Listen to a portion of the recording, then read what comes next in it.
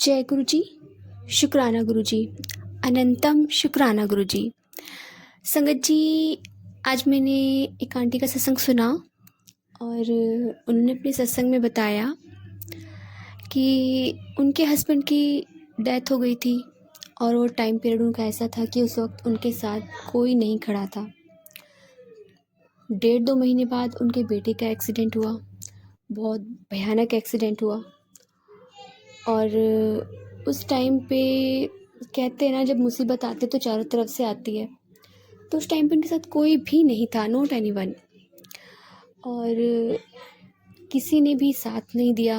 बेटा हॉस्पिटल में था, कोमा में जा चुका था। डॉक्टर ने उम्मीद छोड़ दी थी कि मतलब ये ठीक भी होगा या नहीं। डॉक्टर ने चांस बहुत कम बताया था ठीक होने का। बेटी घर पर रहती थी, तो दिन भर बेटी के पास, रात को बेटे के पास, और अरदास करना कि बस भगवान जल्दी से ठीक कर दे बच्चे को।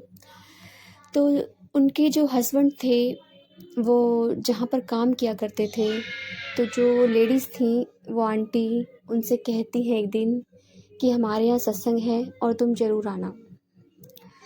तो वो उन्हें इनवाइट करती है, वो मना कर देती हैं।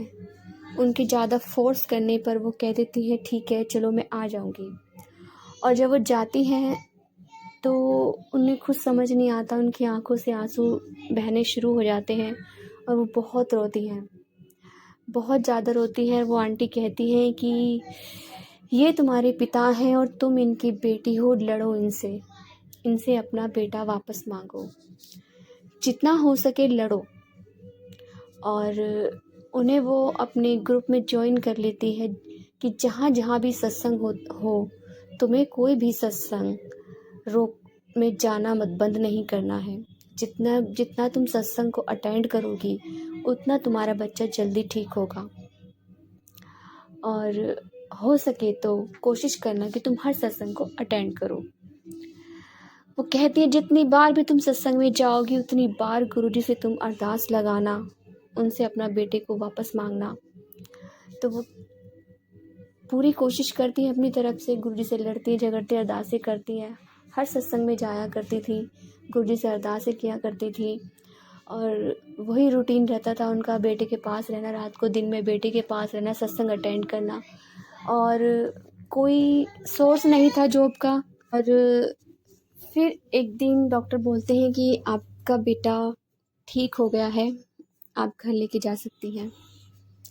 तो उस टाइम के बाद गुरुजी ने उनके बेटे को ब्लेस किया, उनके बेटे को ठीक किया और उनके बेटे का घर आ गया।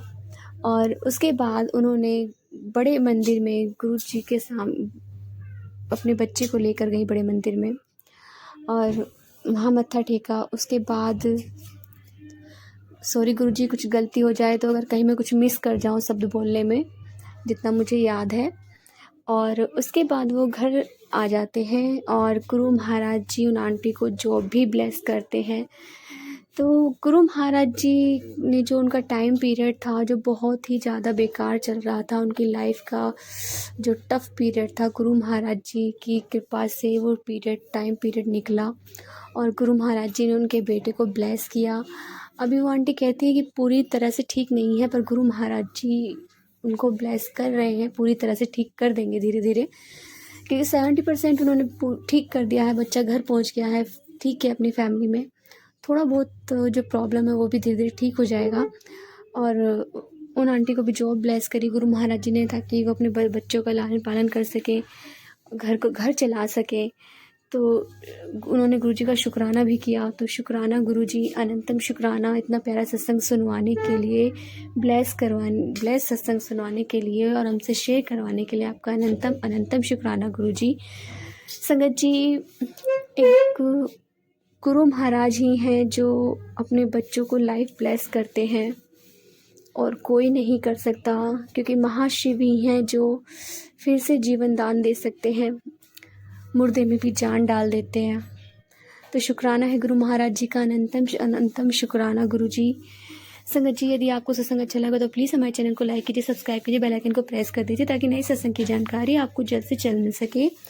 संगत जी, यदि आप भी अपना सत्संग शेयर करना चाहते हैं तो आप हमें हमारे व्हाट्सएप नंबर पर लिख कर भेज सकते हैं, रिकॉर्ड कर भेज सकते हैं। आपके सत्संग भी और संगत के साथ शेयर किए जाएंगे। जय गुरु जी, शुक्राना गुरु जी।